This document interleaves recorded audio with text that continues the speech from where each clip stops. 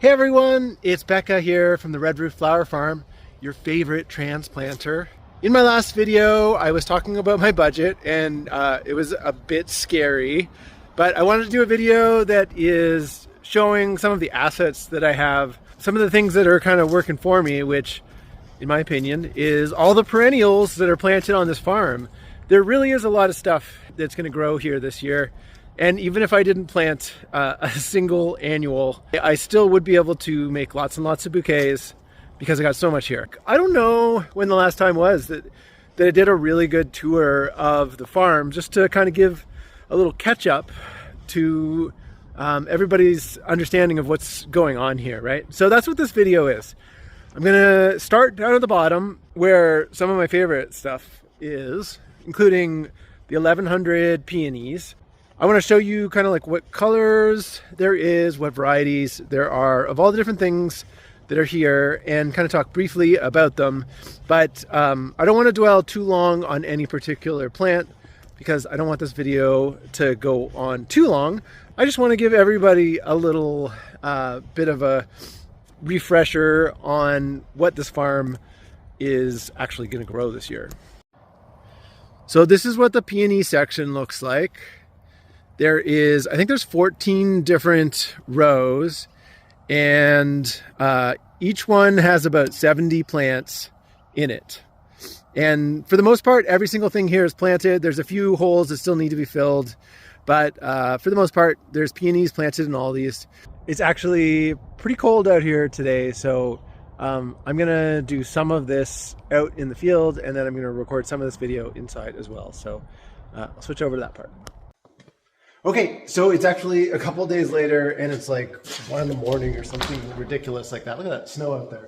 I didn't have all the information when I was originally shooting that, just for like what all the colors and varieties of the peonies were. So I figured I would film a short little section inside here where I could just go over, you know, all the different varieties quickly, and then I'm gonna jump back outside, and the rest of the video will be outside. One more thing, a little bit of housekeeping. I wanted to go over quickly some of the video ideas that I have planned. I'm really excited. I did this big seed shop, flowers and veggies, lots of stuff that have never been grown by me or on this farm before. Stuff that I've seen other flower stalls selling, and you know, I've never tried it myself. I'm really excited about that because anything that sells well at the market, I know I can sell from the roadside stand. So there's gonna be a video for the flowers, and there's also gonna be a video for the veggies. And I'm really excited about the veggies too, because I was hungry when I ordered seeds. You know, that can be trouble. So I finally got to get some stuff that I was really excited about, and I'm taking a chance on some other stuff. A lot of it has to do with another video that is coming up, and that is a video about changes that I'm doing to the farm. I'm gonna make a video that just kind of gives you an idea of what I have in mind for the future. And I've actually got a list of a lot of videos. I'm gonna make a video that's kind of like who I am, what my backstory is. Lots of people are like, do you even care about growing? When I was in kindergarten, I did a science fair project on growing beans. And something about it just really stuck with me. Like, it's the magic of a seed turns into a plant, you know, into this big thing. This little tiny thing turns into this big thing. And, you know, that magic was awoken really early in me. I'm going to go into the story of who I am. I figured that would be interesting, especially at the start of a channel. It's not going to be a reoccurring segment. It's going to be a one and done, okay? And now that I have my seeds ordered, I can do something, you know, that's really, really important. I can start building my farm plan because, you know, you'll hear me talk about it a lot. I have knowledge gaps, I have skill gaps. One of the major gaps that I have is that I don't know like the timing for everything, but like I know where to find the information and I know what the deal is. Like I've done it all like many, many years. I don't want to have to wing it. I want to have it all written down on paper. And then I want it to be all into some sort of calendar app. I haven't decided, you know, what app I'm going to use yet. But I want to put all that information into an app so that every week I've got a list of chores to do. Then I can kind of shut my brain off a little bit you know, I want to make a video about that farm plan once I have it built. And now that I have my seeds ordered and I know what I need to start, then I can start, you know, working out all the time frames and stuff. Okay, I'm not going to, I spent enough time talking. Okay, so I'm going to get through these here. The first is bridal shower. And, you know, wow. I love these like big white peonies. Highly productive. It's kind of like a medium large size, mid-season. Amazing, right? Brother Chuck, blush white, kind of like a soft pink to a white color. Another one that would be suitable for weddings and would also sell in bouquets, right? I just make a bunch of those. And like any of these peonies, people just love them so much.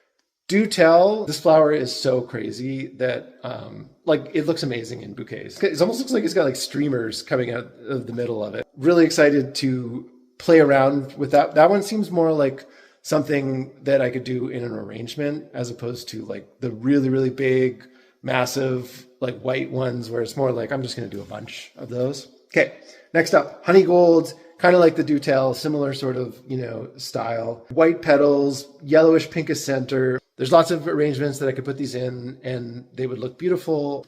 These two, I think, are the ones, other than the coral ones, that I'm most excited to play around with. The other ones I'm really excited to see because like peonies the size of my head, that's like crazy, right? How big they get. And it's fun to like have those and to see people's reaction to them. I'm just going to be bunching those. These ones are going to be more fun to put together. Madame Claude Tain. Okay, so I should say like quantities. I don't actually know how many of each there are. I know my math doesn't work when it's like 14 by 70. That's like 1,000 or something and not 1,100. But I have counted, there is 1,100. But I don't know exactly how many of each. So if you say like there's like 100 of most of them, and then one of them, which I'll touch on at the end, has like 300 or something like that. Okay, so Madame Claude Tain, it's white, it's fragrant, it's very large, and it's very productive. Perfect. Class Act.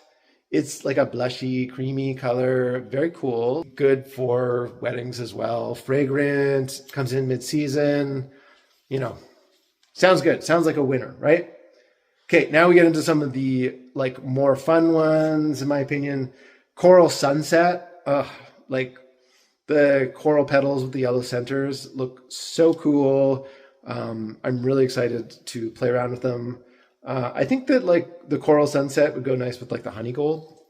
But then on to Kansas. Kansas is like a deep red and it has like a very fragrant flower. My plan with the reds is I want to grow them to make a bouquet where there's like the blue Baptisia. And I put the two together last year and I was like, oh my God, this is so cool looking. I want to play around with that color palette because I love how it like looked together. So I got some more reds and I do have more Baptisia as well. It takes forever to grow. So it's like a long-term goal to be able to, you know, achieve these color palettes in mass. All right. So Kansas, fragrant flower, deep red, perfect. My other coral colored one is Coral Charm. You know, I think it looks kind of similar. It's got the yellow center as well. Very cool. Like I'm in love with the color. It's so good. It's so fun.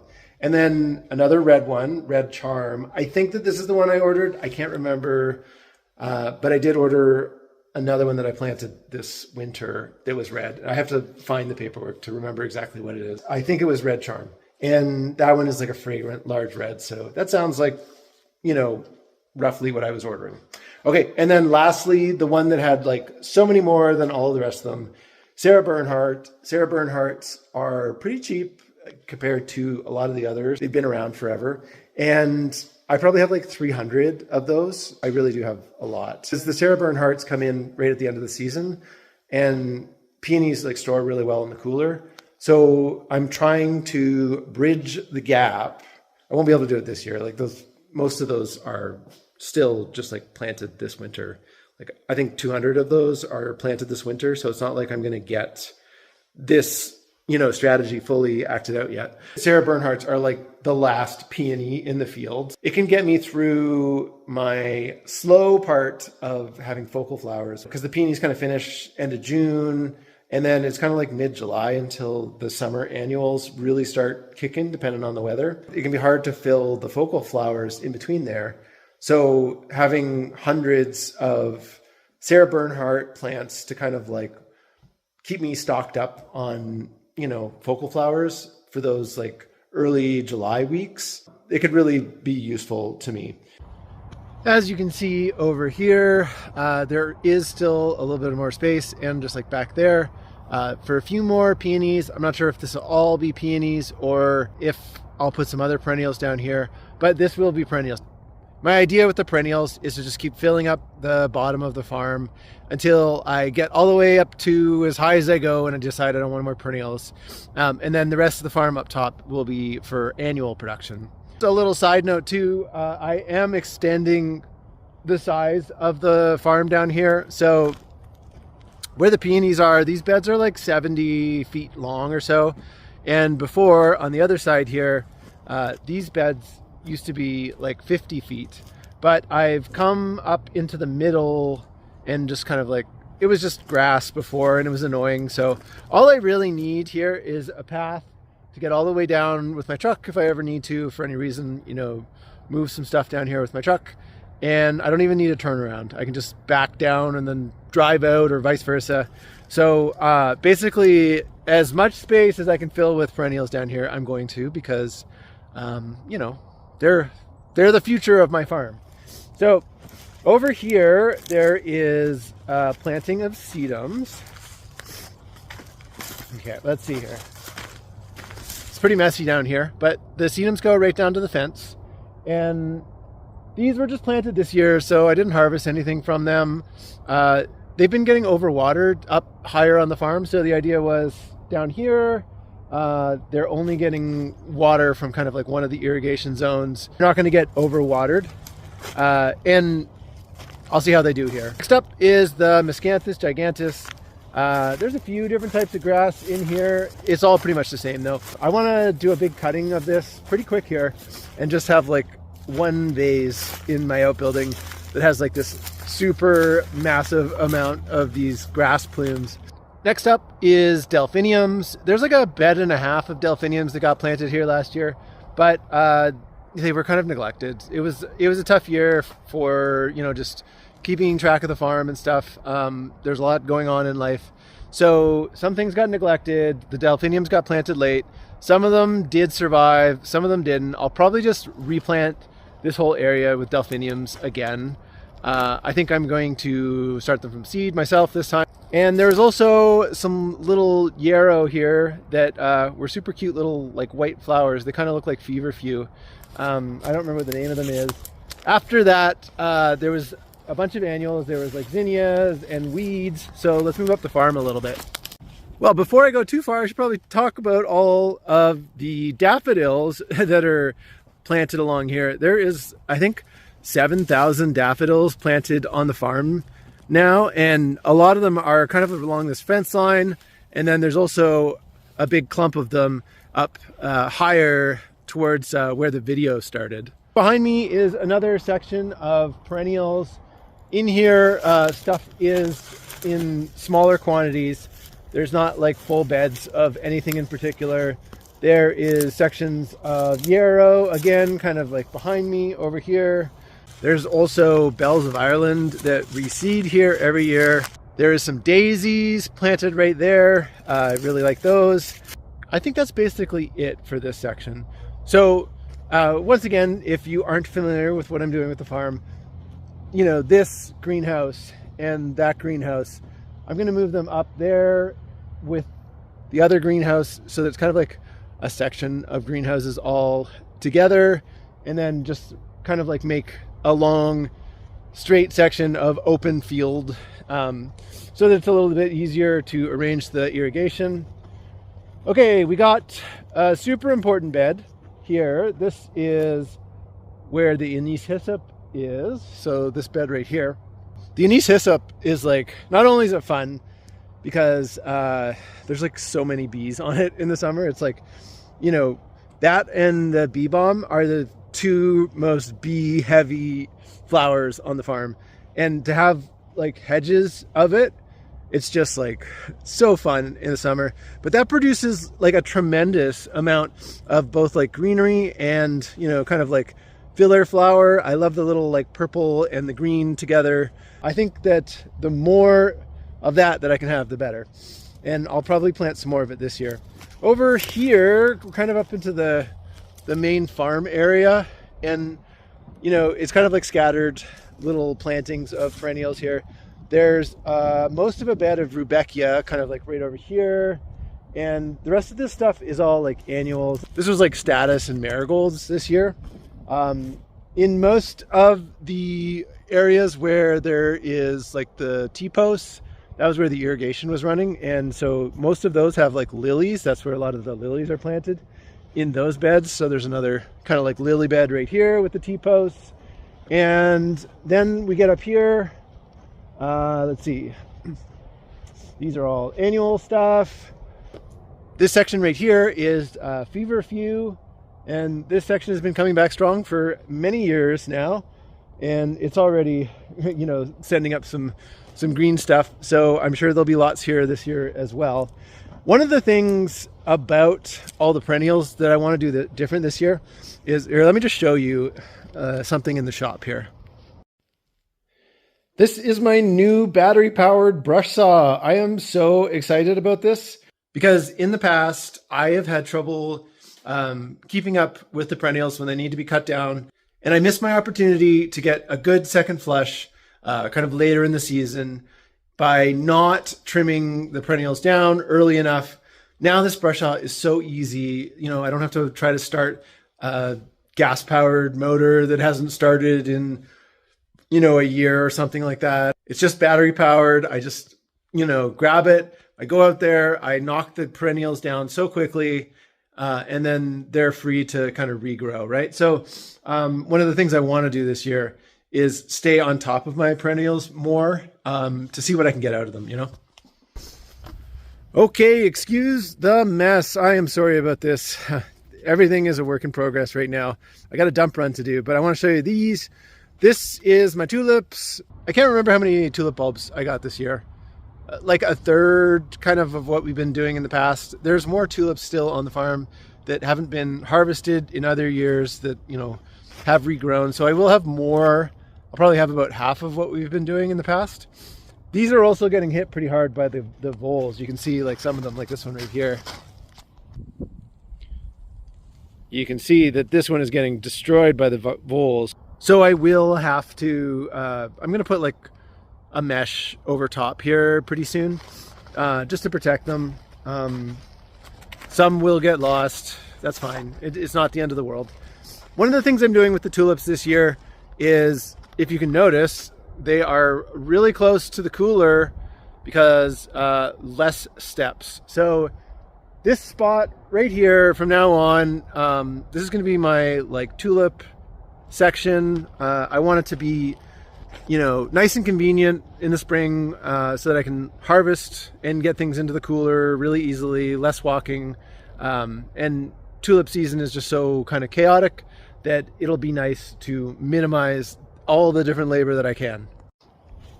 Okay, next up, we are going up higher on the property. Okay, here we have a sad section of grass mixed in with strawberries. And then these are old tulip beds. These aren't filled to the brim with tulips. These have some tulips in them that didn't get harvested. After I harvest them in the spring, I'm gonna take these apart. I don't wanna do the wooden raised beds anymore for the tulips. I'm just gonna do them in the crates. I've got lots of crates now. And I'm gonna like kind of disassemble this. I'm gonna move those strawberries. I'm gonna let them do their like June bearing. But then this is gonna be where a greenhouse goes. Another greenhouse goes. You know, I'm always gonna want a place to dump big piles of dirt, compost, and I need a place to turn my truck around. So I'll probably keep a space there. And then there's that other tunnel down there. But that's not it for perennials. I have lots more over here. Oh, someone's coming to visit. Bo? Bo? Are you coming to say hi? Is it too cold for you? Do you regret going outside? Bo does not like the cold, and a lot of the times he thinks he wants to go outside, and then we open up the door for him, and he like changes his mind. He like gets a touch of the cold, and he's like, no. This section is, I think it's like 6 beds, and this is all perennials essentially at this point in time. This bed right here is like daffodils, and there's like lots of these. They're super cute. They're these like tiny little like spray daffodils or something. Like the daffodils are like this tiny, and there'll be like 8 of them kind of like in groups of 2, and they're so cute. They're just like perfectly shaped little tiny daffodils. Whenever things are tiny, they tend to be cuter. So they're one of my favorite new flowers last year. Didn't really like get a lot of screen time, but I loved looking at them and just putting them together. I actually think that there's enough daffodils here that maybe I'm just going to try and do some daffodil bunches for the first market of the year. Why not? I can charge less for them. I know they're not really like as desirable, but it's fun to go to the market, and I need to make all the money I can. There's lots of phlox and goldenrod. There's like a white and a blue and a pink phlox, I think, and then lots of goldenrod. I really like the goldenrod. The far side of this planting, there's kind of like a mint that's gone, a little bit crazy, and it's great for filler, so it can kind of just keep doing what it's doing. There is a little patch of lilies kind of like at the very end over there as well. There's also a bunch of baptisia in here. Really excited about that. I love that. And one of the things that I want to do is team up a bunch of blue baptisia with the like red peonies in the spring. I was making that bouquet this past year, and I really liked it. It was really pretty. So we're talking about perennials. I'm going to talk about a couple of the trees that I have on the property right now. These 3 giants, relative giants because they're fruit trees, these are apricot trees. We had some crazy weather over the course of the last year, and almost no stone fruits had any production last year from this whole valley. It was really sad because normally we have like lots of cherries and lots of apricots, so I'm hoping that I get some apricots this year. I literally didn't get any last year, and I hardly got any cherries, and I love cherries the most. So there's 10 cherry trees on this property. This is 3 of them, or 4 of them right here. And then there's 6 of them kind of like right up there. They just are all along this fence line. I think I might have to plant some more on a different area of the farm, just to like kind of protect myself in case these ones get too diseased and need to be cut. They are getting fairly mature, and as you can see, once again, they are very poorly pruned. Like, look at this shape, like, look at that. That should not be what a cherry tree is doing. Not only did I get that battery powered brush cutter, I also got a little like chainsaw on a stick option for it. So I am going to try to aggressively hack down the trees this year. Oh, do you smell a mousey?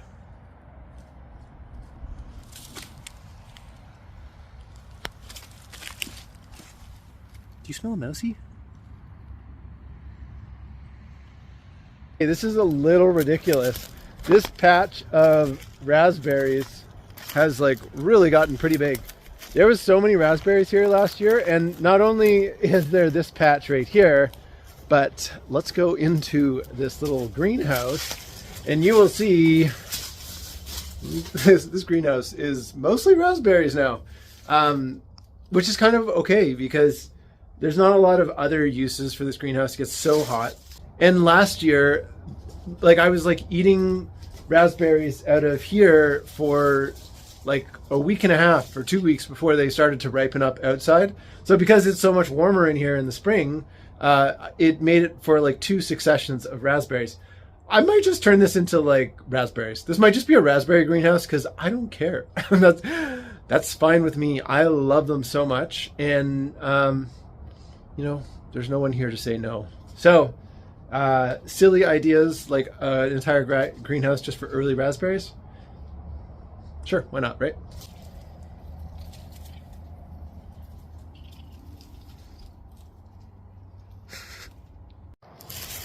Okay, there is some more perennials, but we are running low. Okay, so beds of yarrow, you know, very essential, but these beds do have a tendency to get really covered in aphids if they don't get enough water. So I need to get irrigation set up here this year so that it's easier to do. It won't be too hard to get a system going. And then there's kind of like a bunch of different herbs in this section. They're kind of like great filler at different times of the year. And then kind of where the grass starts, there's lots of like borage, kind of just like self-seeding all over the place, as it does. And then there's like a bunch of bleeding hearts that are planted along here as well. A little bit of Dusty Miller that has been holding on for dear life for a little while. So over here there is Bo, and Bo is standing on the Happy Days perennial sunflower. Behind it there's some Baptisia, there is Echinops, there is more Baptisia, and then kind of like everything over in this section kind of like got choked out by the weeds. So what my idea is with some of the roses, I want kind of like a lot of representative of the roses, the David Austins that I'm buying, to be up here in this area so that I can enjoy them and, you know, kind of see how they're doing. I'm thinking that I've got a bunch of climbing ones and I'm going to plant them along this fence. This fence was built to have vines on it and has never planted anything there. So it's going to finally fulfill its purpose. And yeah, I think there is another section over here that I will show you. All right, there is lilies planted here. Then there's a bunch of shade plants kind of planted here under this maple tree. It does get, you know, at least partial shade. And some sections get pretty full shade up here. There's like hellebores planted here. There's a few more peony plants. And there's just kind of some like decorative plants. But I'm probably going to mostly get rid of everything in here and do the roses. I'm going to start to look at this more as farm production space and not just like personal happy garden area. There's lots of bulbs in here. There's some of the giant alliums in there, like the really, really big ones. And then there's also some hostas. But, you know, my idea for a bunch of that shade stuff is there's a little stretch of property that just goes on the side of the outbuilding here and goes all the way along the fence line. That is almost like full shade year round. And so I might do like a bed of hellebores, a bed of hostas, kind of down there eventually when I have the opportunity to. My hands are cold, so I have to switch camera angles. So that's kind of like the gist of the farm for the perennials. As you can see, there's a lot there. Having this many plants in the ground is part of the reason why I feel really confident going into this year. Not that it's going to be like the best season ever, but that I can make a go of it. I can have enough plants to make bouquets, so I can like just start working through all the processes and start figuring out exactly how I want this farm to run. It's not going to be easy, but I'm up for a challenge. And yeah, thanks for making it all the way to the end of the video. If you like this, then you should definitely subscribe and leave me a comment down at the bottom telling me what you're most excited to see me grow this year. It's much warmer inside. You're in such a bitey mood today. You're very feisty. I came and pet you. And you're sitting next to me.